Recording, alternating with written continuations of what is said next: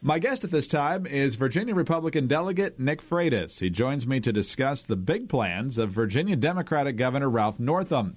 Northam says Virginia is in position to spend a lot more thanks to revenues from the recent tax reform bill in Congress. And he's talking about $1.2 billion in new revenues. So where exactly is the money coming from, and what is the responsible course of action? Republican leaders in the Virginia legislature have a very different opinion than Northam about what ought to be happening here. And Delegate Freitas, thanks very much for being with us. Thank you for having me on. Well, what's the real story on the revenue here? Is this really all just the benefits of the tax bill, or are Virginia taxpayers going to be on the hook for something here? Well, if the governor gets what he wants, this is definitely a situation where it's Virginia taxpayers will be on the hook. A lot of people recognized a huge benefit from the tax reform that took place at the federal level, but it was always understood from the beginning that we were going to need to conform our own tax code in such a way in Virginia to ensure that a lot of those people didn't end up with a tax increase at the state level. And that's what we have an obligation to do now, is to ensure that people that are out there working hard and earning their money get to keep more of it. But Governor Northam is trying to make this into a situation where he has this sudden windfall, and that's just really not the case. So, the Republican caucus is very dedicated to ensuring that we don't do what would amount to a tax increase at the state level because of the tax reform at the federal level. Talk about that a little bit deeper. Why would it be a tax increase when the tax rates at the federal level went lower? So it has to do with the overall reform that took place and what people are actually allowed to deduct. A lot of states allowed you to make certain deductions from your federal tax that weren't counted against you at the state level. Well, because of some of the reform that took place, you're no longer going to get those deductions at the state level unless the state comes in and adjusts our own code in order to reflect those changes appropriately at the federal level. And do Democrats have any intention of doing that? I don't know if maybe there's a couple here and there. I certainly haven't spoke to all of my Democrat colleagues, but there does seem to be a lot of, this is a common issue that we get into, is that whenever there's some sort of reform that takes place and conformity is needed, one side of this debate sees it as an opportunity to make sure that people keep more of what they earn, and one side sees it as an opportunity for the government to spend more money. And, I think the bigger issue here, Greg, that doesn't get discussed enough is that what Governor Northam is talking about doing, because he's even trying to make this sound like it's tax relief for lower income families in Virginia, when in reality what it is, or what it amounts to, and I'll give Governor Northam the benefit of the doubt. I disagree with him on policy, but I think he's a good man. But what this creates is an environment where now politicians get to buy votes of one sector of the population by taking from another sector of the population. And at some fundamental level, I just think that's incredibly dangerous. And we have just one more instance of a case where that's effectively going to happen. Whether that's the intention or not doesn't really bear out on whether or not what's actually going to happen. And at this point right now, if we do not effectively conform the state tax code, we are going to end up a situation where we are going to be increasing taxes on Virginians. And he can call it tax relief, but what he's really talking about is redistribution. I can see the politics of this being set up from a mile away here. You guys are obviously talking about making sure everybody gets the best possible deal on the money that they have to pay to the government and reducing those bills as much as possible. But if you do that, he's going to paint that as you taking money away from low-income families and from all these projects, from teacher salary raises and everything else that he wants to do here, including Medicaid expansion. Well, and that always seems to be the case, right? A lot of our colleagues on the left will come up with some sort of incredibly generous package, and they'll always advertise it as, well, it's going to go to the people that need it the most. Well, they never seem to ask the question, okay, where does that logic end? Because if our tax code or our strategy at this point is nothing more than we're going to steal from 49% of the population in order to give to 51% of the population, I understand how the electoral math equals out on that. But what about the morality of that? And what about the long-term conditions that creates? Because when you punish people for producing, when you punish people for their success, you're disincentivizing success. And Margaret Thatcher said it best, is that sooner or later you run out of other people's money. And so there are plenty of ways that we can and should help the poor. And one of the best ways to help the poor is to allow people who are experiencing success to create more jobs in the economy, to create more opportunities, to buy more products, which in turn creates more jobs, so that people can actually help themselves and be independent and not be constantly dependent on politicians who are promising that they'll steal from the neighbor in order to give to you. We're talking with Virginia Republican Delegate Nick Freitas. And Nick, you just said a moment ago that Republicans seem pretty galvanized on this issue. And you do have narrow majorities in both the House of Delegates as well as the state Senate. And there might be a Democrat here or there who might sign on, depending on their economic philosophy. So do you expect this to be a priority among Republicans to at least get this on Governor Northam's desk, even if he isn't necessarily likely to sign it? Absolutely. I think the Republican caucus and our leadership have all been very adamant that we want to see a conformity bill that does not involve a tax increase of any kind.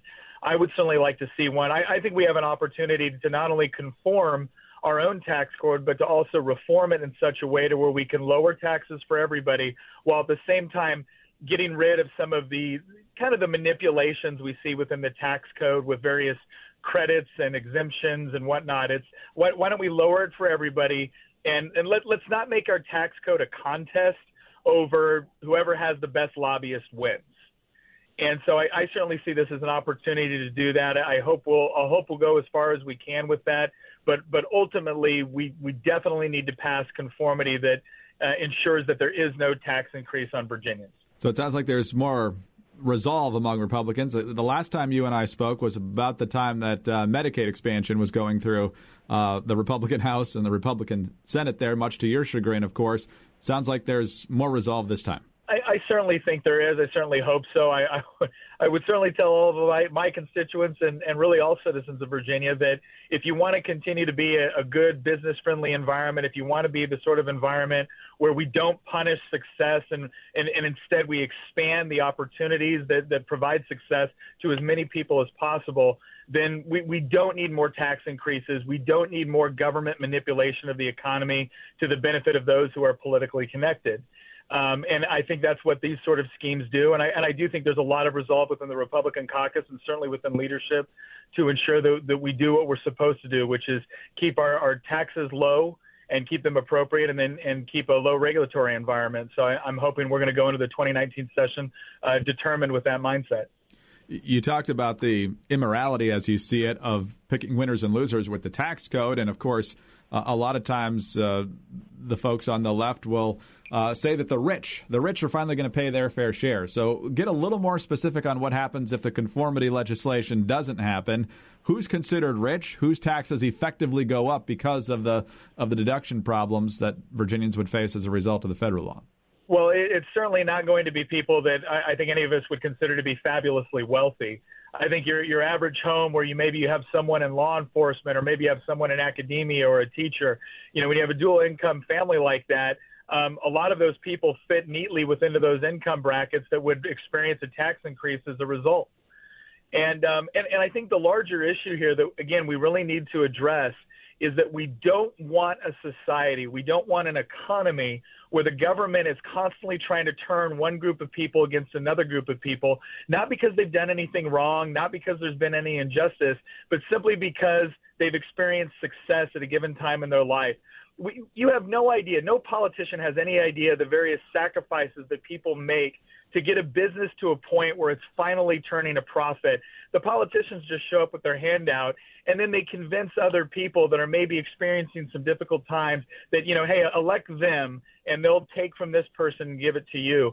And that just creates a society of greed and a society of envy, and that's not what we want. We want an aspirational society. We want an opportunity-driven society.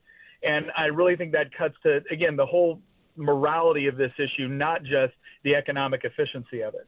And finally, Delegate Freitas, most people across the country may not be aware of this, but it's an election year, again, in Virginia, with every member of the House of Delegates on the ballot, every member of the state Senate also on the ballot, and those narrow majorities hanging in the balance. How much do you think that this particular debate will influence these elections, and what else do you hope is part of the Republican message? Well, I think this is going to be significant. This is going to be a very important year. If you look at some of the legislation that the left has already dropped, it's some of the typical anti-gun legislation that we're used to seeing. But on an economic standpoint, which I think is forefront in everybody's mind right now, there are bills to completely end Virginia's status as a right-to-work state, which means that people could literally lose their jobs if they refuse to pay union dues, which, again, I think is not only a problem of economic inefficiency. I think it's a morality issue. If I want to keep my job and I'm good at it and I'm happy with my environment, nobody should tell me that I have to join a separate organization or else I'm going to lose my job. And yet the Democrats have dropped a bill that would do exactly that. When you look at the tax increases that they're suggesting, when you look at the increased regulations that they're suggesting, we would easily go from one of the most business-friendly states in the Commonwealth to falling behind several of our neighbors, and we would watch those jobs, those opportunities, that economic investment go other directions, and that's not what needs to be happening right now. So I think as people are watching the 2019 session, they really need to take a close look at what would happen and what Virginia would look like economically if all of a sudden we are seeing massive tax increases, massive regulatory increases. It's going to hurt everybody, but it's really going to hurt those people that are seeking a job and really at the beginning of their careers where they're trying to develop and they're trying to get work experience. They're the ones that are going to suffer the most if we have a regulatory and economic environment like the Democrats are suggesting through their 2019 legislation. Major fights to come on this issue as well as the others that you mentioned. We'll be happy to check back in with you as events warrant. Delegate Freitas, thanks so much for being with us. We really appreciate it. Thank you. My pleasure. Virginia Republican Delegate Nick Freitas. I'm Greg Columbus reporting for Radio America.